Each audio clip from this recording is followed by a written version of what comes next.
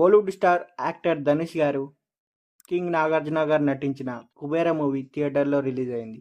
అయితే ఈ మూవీ యొక్క రివ్యూ ఎలా ఉందో ఇప్పుడు చూద్దాం రండి. స్పాయిలర్స్ లేకుండా. ఈ మూవీ యొక్క బేసిక్ స్టోరీ పాయింట్ ఏంటిదంటే, ఈ మూవీలో కింగ్ నాగార్జున గారు చార్టర్డ్ అకౌంటెంట్‌గా నటించారు. ధనుష్ గారు బిచ్చగాడి పాత్రలో నటించారు.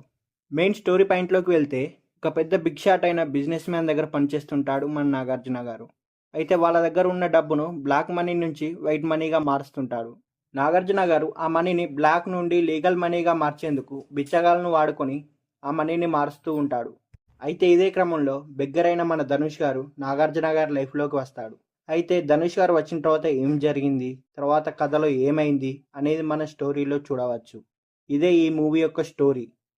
ఈ మూవీ 3 గంటల పైన లెంత్ ఉన్నా సరే చివరి 15 నిమిషాలు మనల్ని బాగా ఎంగేజ్ చేస్తుంది. ఈ మూవీలో ధనుష్ గారు అవార్డు విన్నింగ్ పర్ఫార్మెన్స్ ఇచ్చారు.